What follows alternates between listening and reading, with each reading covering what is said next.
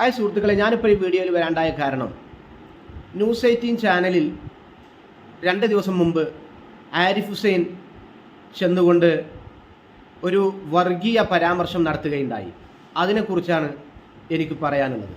ആ പരാമർശത്തിൽ ആരിഫ് ഹുസൈൻ പറഞ്ഞത് മദ്രസയുടെ അകത്തളങ്ങളിൽ പഠിപ്പിക്കുന്നത് ഇന്ത്യൻ മുസ്ലിങ്ങളാരും ഇന്ത്യൻ പട്ടാളത്തിൻ്റെ ഭാഗമാകരുത് എന്നാണ്. കാരണം ഇന്ത്യൻ പട്ടാളത്തിലായി കഴിഞ്ഞാൽ നമ്മൾ കാഫിറിൻ്റെ പട്ടാളത്തിൽ അംഗമായി. അങ്ങനെ കാഫിറിൻ്റെ പട്ടാളത്തിൽ അംഗമായാൽ മുസ്ലിങ്ങളായ ആളുകൾ വെടിവെച്ചു കൊല്ലേണ്ടത് പാകിസ്ഥാനികളെയാണ്.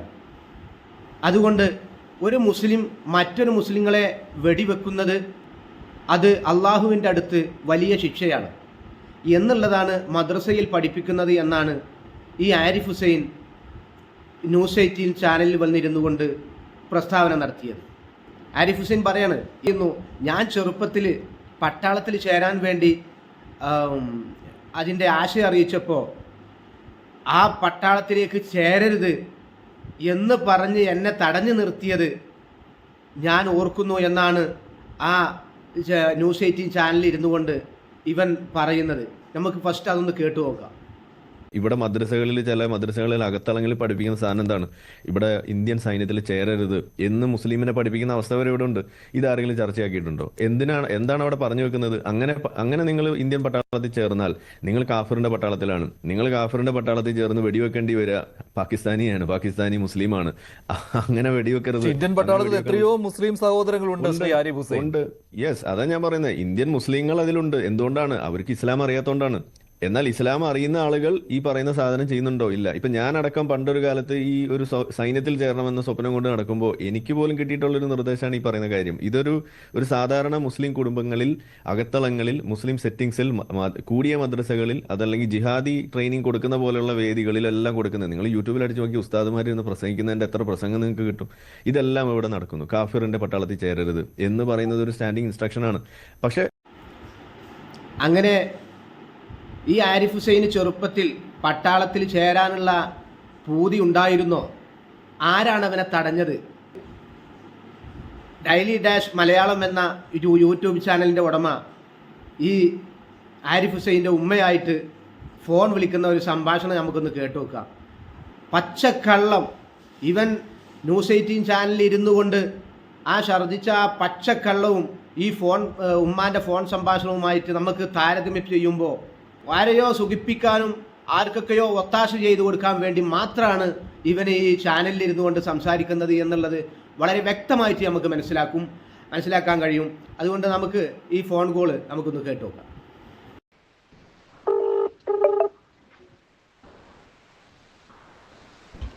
ഹലോ. അസ്സലാമു അലൈക്കും. ആരിഫ് ഹുസൈന്റെ ഉമ്മയല്ലേ? ആരിഫ് ഹുസൈന്റെ ഉമ്മയല്ലേ? എങ്ങനെ നിങ്ങളുടെ ആരോഗ്യമൊക്കെ എങ്ങനെയുണ്ട്? സുഖമായിട്ട് പോന്നോ?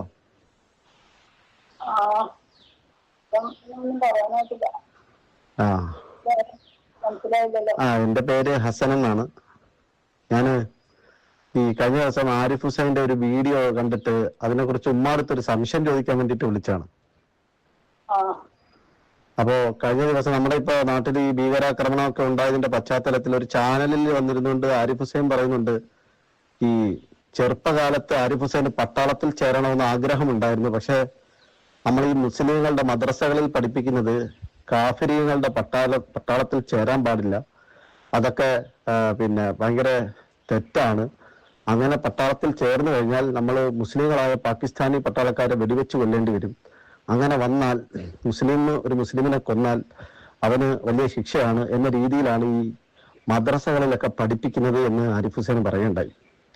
അപ്പം ഉമ്മ അയാളെ നിന്ന് പ്രസവിച്ചതായതുകൊണ്ട് ഒരു മകൻ, പ്രത്യേകിച്ച് വാപ്പമാരെക്കാളും മക്കൾക്ക് അടുത്ത ഉമ്മമാരോടാണല്ലോ. അപ്പം അത്തരത്തില് എപ്പോഴെങ്കിലും ആരിഫ് ഹുസൈൻ അയാളുടെ ബാല്യകാലത്തോ അയാളുടെ പഠനകാലത്തോ പട്ടാളത്തിലേക്ക് പോകണമെന്ന് ആഗ്രഹം പ്രകടിപ്പിച്ചതായി ഉമ്മ എടുത്ത് പറഞ്ഞിട്ടുണ്ടോ? അല്ലെങ്കിൽ അങ്ങനെ ഒരു ആഗ്രഹം അയാൾക്കുള്ളതായി ഉമ്മയ്ക്ക് അറിയാമോ? അയാൾ പറഞ്ഞതിൽ സത്യാവസ്ഥയുണ്ടോ? എന്നോട് ഇതൊന്നും പറഞ്ഞിട്ടില്ല. വാപ്പാട് ഒരിക്കൽ പറഞ്ഞെന്ന് പറയുന്നുണ്ട്. വാപ്പാക്ക് ഓർമ്മയില്ലാത്ത മനുഷ്യനാണ്. ആ അപ്പൊ വാപ്പാട് ഞാൻ ചോദിച്ചു, നിങ്ങളോടൊന്നും പറഞ്ഞിട്ടുണ്ടോ ചോദിച്ചപ്പോ എപ്പോഴോ ഒരിക്കൽ പറഞ്ഞിട്ടുണ്ട് താളത്തിൽ കയറട്ടെ. അപ്പൊ അതെന്തിനപ്പോ നീ ഡോക്ടറിന് പഠിക്കല്ലേന്നോ എന്തോന്ന് പറഞ്ഞു. അല്ലാതെ നമുക്ക് ഈ മതപരമായിട്ടുള്ളൊന്നും പറഞ്ഞിട്ടില്ല.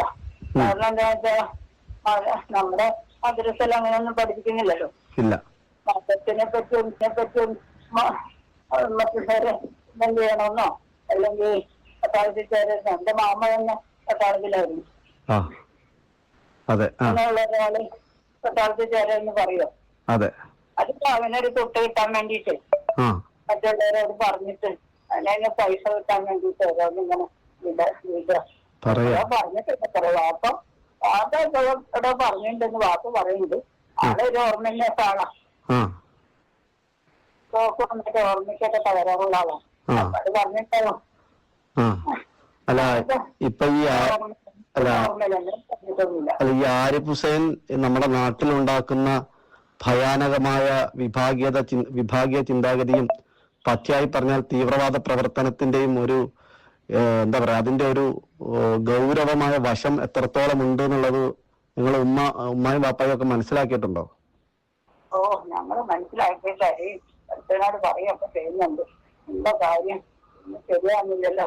പിന്നെ വേറെ ഒന്നും അത് കൂട്ടുകാരുടെ കൂടെ കൂടി ഈ കഴിഞ്ഞിട്ട് നന്നാവണമെങ്കിൽ വെച്ചാൽ തന്നെ എങ്ങനെയാണ് എനിക്കറിയില്ല. പിന്നെ അത് മാത്രമല്ല ഇപ്പൊ കൂട്ടെന്ന് പറയുന്ന അതിന്റെ ഇത് കേട്ടിട്ട് സപ്പോർട്ട് ചെയ്യുന്ന ആൾക്കാരുണ്ട്.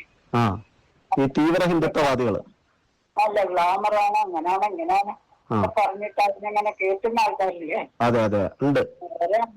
അവരാണ് ഇപ്പൊ അതിന്റെ ശത്രുക്കൾ. അത് ശരി.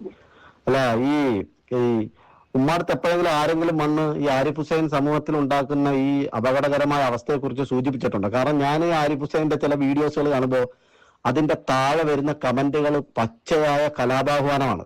അതായത് മുസ്ലിങ്ങളെ കൂട്ടക്കൊല ചെയ്യാൻ പോലും ഒരു വിഭാഗം ആളുകൾ ഇവിടെ റെഡി ആയിക്കൊണ്ടിരിക്കുകയാണ്. നാളെ ആരിഫ് ഹുസൈൻ ഒരു കത്തിയും എടുത്ത് റോഡിലേക്ക് ഇറങ്ങുകയാണ്, ഞാൻ മുസ്ലിങ്ങളെ കൊല്ലാൻ ഞാൻ മുമ്പന്തിയിൽ നിൽക്കാന്ന് പറഞ്ഞാൽ അയാളുടെ പിറകിൽ ഇറങ്ങി പുറപ്പെടാൻ ഭാഗത്തിൽ ഒരു വിഭാഗം ആളുകൾ ഇവിടെ അവരുടെ തലച്ചോറിൽ അങ്ങനെ ഒരു അവനാരെങ്കിലും എന്തായാലും ചെയ്യട്ടെ എന്നാ ഞാൻ പറയുന്നു.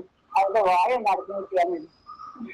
പിന്നെ ഞാന് ഇപ്പൊ ഞങ്ങളൊക്കെ അങ്ങനെ പറയുന്നവരാണെങ്കിലേ ഞങ്ങളുടെ അയൽവാസികളൊക്കെ ഹിന്ദുക്കളായിട്ട് ഉണ്ടായിരുന്നു, മുസ്ലിങ്ങളുണ്ട്. രക്തമൊക്കെ അങ്ങനെ കാണാൻ എനിക്ക് സുഖമില്ല അറിഞ്ഞിട്ട് വരാൻ വേണ്ടി ഒരു വണ്ടിയൊക്കെ തയ്യാറാക്കിക്കൊണ്ടിരിക്കും. അവർക്കൊക്കെ ഹിന്ദുക്കൾക്കൊക്കെ നമ്മളോടൊക്കെ സ്കൂളിലാണെങ്കിലും ഹിന്ദുക്കുട്ടികളല്ലേ അധികമുണ്ട്, ഫ്രണ്ട്സ് വളരെ കുറവാണ്. അവർക്കൊക്കെ നല്ല സ്നേഹമായിരുന്നു. എന്തായാലും ഉമ്മായിക്ക് സംസാരിക്കാൻ ബുദ്ധിമുട്ടുള്ളത് കൊണ്ട് ഞാൻ ഒരു ചോദ്യം കൂടെ ചോദിച്ചിട്ട് നിർത്താം. നമ്മള് ഈ വീട്ടിൽ മക്കൾ തലതിരിഞ്ഞു പോയി കഴിഞ്ഞാല് പ്രത്യേകിച്ച് ഈ ഹൈന്ദവ മതത്തിലൊക്കെ ചില അമ്മമാരൊക്കെ പറയുന്നത് കേൾക്കാം, ഇങ്ങനൊരു അസുരവിത്ത് എന്റെ ഉദരത്തിൽ തന്നെ വന്ന് പിറന്നല്ലോ എന്ന്. എപ്പോഴെങ്കിലും ഉമ്മാക്ക് അങ്ങനൊരു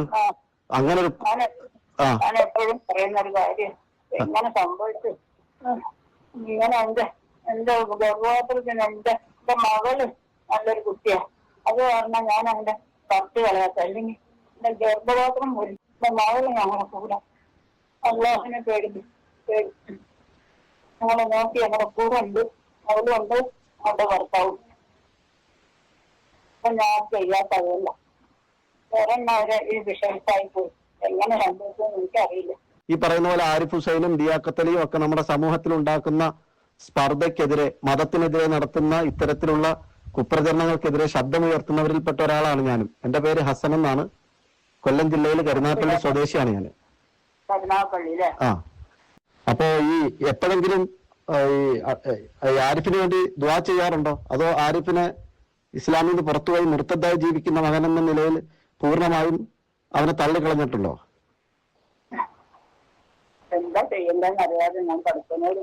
അല്ല, ഒരു ഉമ്മയുടെ മനസ്സെപ്പോഴും മക്കൾക്ക് നല്ല ബുദ്ധി ഉണ്ടാവണേ, അവൻ തെറ്റിതിരുത്തി തിരിച്ചു വരണമെന്നൊക്കെയാണ്. പക്ഷെ നൂഹ് നബിയുടെ ചരിത്രം ഉമ്മായിക്ക് അറിയാമല്ലോ. അറിയാം, ഞാൻ അവനോട് പറയും ചെയ്ത കാര്യം. അതെ. അവസാനമായി ആരിഫിനെ കണ്ടതെന്നാണ് ഉമ്മ? 2 വർഷം മുമ്പ്. 2 വർഷം മുമ്പ്. ആ അപ്പൊ സ്വന്തം ഉമ്മയെ സംരക്ഷിക്കാനോ ഉമ്മയെ അന്വേഷിക്കാനോ ചെയ്യാത്ത ഒരാള് ഈ പിന്നെ സമൂഹത്തിൽ മുന്നേറ്റങ്ങളൊക്കെ ഉണ്ടാക്കാൻ ഇറങ്ങി തിരിച്ചിരിക്കുന്നു എന്ന് പറയുന്നത് തന്നെ ഏറ്റവും വലിയ കപടമല്ലേ? കുറെ പേര് അദ്ദേഹത്തെ വിശേഷിപ്പിക്കുന്നത് നവോത്ഥാന നായകൻ എന്നാണ്. ആ സ്വന്തം ഉമ്മയെ അന്വേഷിക്കാനോ അവർക്ക് രോഗങ്ങളുണ്ടെങ്കിൽ അവരെ ചികിത്സിക്കാനോ ഒന്നുമില്ലെങ്കിൽ അവർക്കൊരു ഗ്ലാസ് വെള്ളമെങ്കിലും എടുത്തു കൊടുക്കാൻ അവരുടെ വാർദ്ധക്യാവസ്ഥയിൽ അവരെ അടുത്തില്ലാത്ത ഒരു മകൻ എങ്ങനെയാണ് നവോത്ഥാന നായകനാവാൻ കഴിയുക?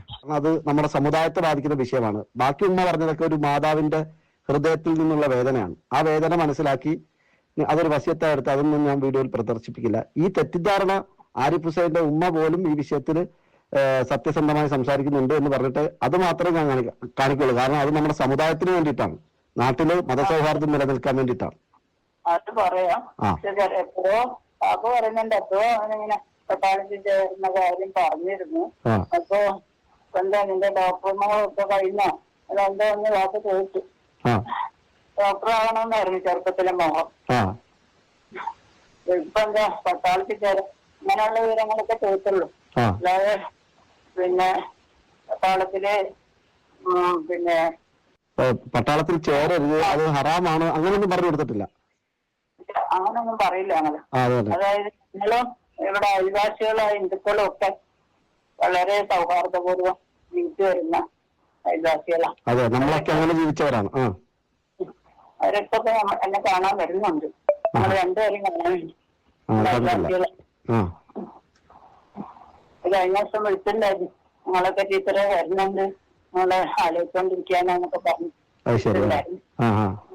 അല്ല, നിങ്ങള് ഈ ഉമ്മ ഈ ഇസ്ലാമതത്തിൽ നിന്ന് അകന്നു പോയ മകൻ എത്രയും പെട്ടെന്ന് തിരിച്ച് ദീനിലേക്ക് വരാൻ അവന് സൽബുദ്ധി തോന്നണമെന്ന് പ്രാർത്ഥിച്ച് കഴിയുന്ന ഉമ്മയാണ് നിങ്ങൾ. ഇതിനിടയിലാണ് ആരിഫ് ഇസ്രായേലിൽ പോയി അവിടെ ജൂതന്റെ ഷഹാദത്ത് കലിമ ഏറ്റു ചൊല്ലി ഒരു വേള ഞാൻ ജൂതനായി എന്ന് പറയുകയും ചെയ്തിരുന്നു. അപ്പൊ മകൻ കൂടുതൽ കൂടുതൽ പ്രതിസന്ധിയിലേക്കാണ് പോകുന്നത്. എങ്ങനെ? നെതർലൻഡിൽ പോയിരിക്കാന്നും പറയുന്നേക്കുണ്ട്. അതെ. പിന്നെ ഞാൻ ഉമ്മടുത്ത് വേറെ കാര്യം പറയാം. ഞാൻ നടത്തിയ അന്വേഷണത്തിൽ നിന്ന് മനസ്സിലായത്, നാളെ നമ്മുടെ നാട്ടില് ഈ ഉത്തരേന്ത്യയിലൊക്കെ നമ്മൾ കേട്ടിട്ടുള്ളത് പോലെ ഒരു ഹിന്ദു മുസ്ലിം കലാപം നമ്മുടെ കേരളത്തിൽ ഉണ്ടായാൽ ആരിഫ് ഹുസൈനൊക്കെ വിദേശത്തേക്ക് കടക്കാൻ വിസ വരെ റെഡിയാക്കി വെച്ചിരിക്കുന്ന ആൾക്കാരാണ്. കാരണം ഇന്റർനാഷണൽ തലത്തിൽ ഈ ഇസ്ലാം മതം ഉപേക്ഷിച്ച് പോയവരുടെ എന്ന് പറയുന്നൊരു സംഘടനയുണ്ട്. ആ സംഘടനയുടെ ഏഷ്യയിലെ പ്രസിഡന്റാണ് ആരിഫ് ഹുസൈൻ. അപ്പൊ അതിന്റെ ഒരു രേഖയും ചിത്രവും തെളിവും ഒക്കെ എന്റെ കയ്യിലുണ്ട്. അപ്പൊ ഒരു സമയത്ത് ആരിഫും നാളെ ഇവിടെ ഒരു പ്രശ്നം, കലുഷിതമായ ഒരു അന്തരീക്ഷം വന്നാൽ ആരിഫൊക്കെ ഇവിടെ വിടാൻ തന്നെ തയ്യാറായി നിൽക്കുന്ന ഒരാളാണ്. അത്രത്തോളം സ്വാധീനത്തിലേക്ക് എത്തിയെന്നൊക്കെയാണ് പല കോണുകളിൽ നിന്നുള്ള വിവരം ശേഖരിച്ചപ്പോൾ കിട്ടിയത്. അപ്പൊ ആരിഫ് രണ്ടും കൽപ്പിച്ചുള്ളൊരു രീതിയിൽ തന്നെയാണ് പോകുന്നത്.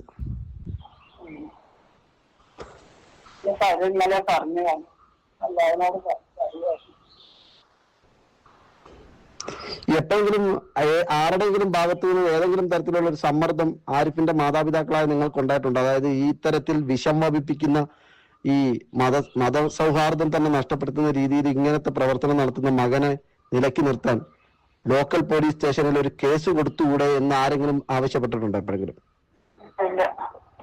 അങ്ങനെ ആരെങ്കിലും ആവശ്യപ്പെട്ടാൽ നിങ്ങൾ അതിനെ കുറിച്ച് ആലോചിക്കുമോ?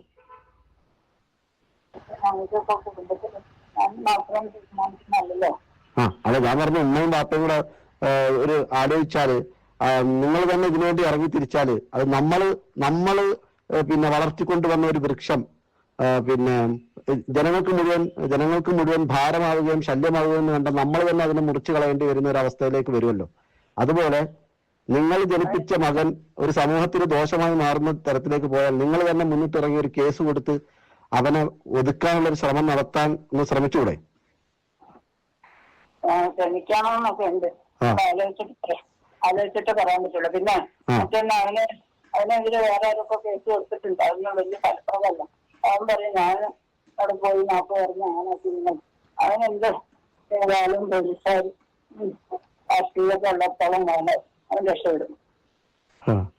അതറിയാം, അത് ശരിയാണ്. പക്ഷേ എനിക്ക് തോന്നുന്നു ഉമ്മയും ബാപ്പയും കൂടെ അടുത്തുള്ള ലോക്കൽ പോലീസ് സ്റ്റേഷനിൽ പോയി ഞങ്ങളുടെ മകൻ ഇതേപോലെ ചാനൽ ചർച്ചകളിൽ ഇരുന്ന് മതവിദ്വേഷം പ്രചരിപ്പിക്കുകയാണ്, ക്രിയാത്മകമായ ഇടപെടൽ ഉണ്ടാവണം എന്ന് അധ്യാപകരായ മാതാപിതാക്കൾ ഒരു പരാതി കൊടുത്താൽ സ്വാഭാവികമായിട്ടും നിങ്ങളുടെ ഈ വാർദ്ധക്യ അവസ്ഥയിൽ അവരത് ഗൗരവത്തിൽ പരിഗണിക്കുമെന്നാണ് എനിക്ക് തോന്നുന്നത്.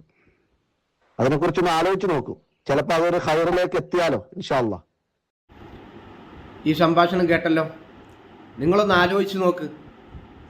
ഈ മറുപടി ആരിഫ് ഹുസൈന് മാത്രമുള്ള മറുപടിയല്ല, മഞ്ജൂസ് കോവൻ എന്ന് പറഞ്ഞ ന്യൂസ് 18 അവതാരകന് കൂടിയുള്ള മറുപടിയാണ്. നമ്മളൊന്ന് മനസ്സിലാക്കണം, എന്താണ് ഈ ആരിഫ് ഹുസൈൻ ഈ നടത്തിക്കൊണ്ടിരിക്കുന്ന വർഗീയ പരാമർശത്തിൻ്റെ ആഴം എത്രയാണെന്നുള്ളത് നമ്മൾ ഈ ഉമ്മാനായിട്ട് സംസാരിച്ചപ്പോൾ വളരെ വ്യക്തമായി നമുക്ക് മനസ്സിലായി.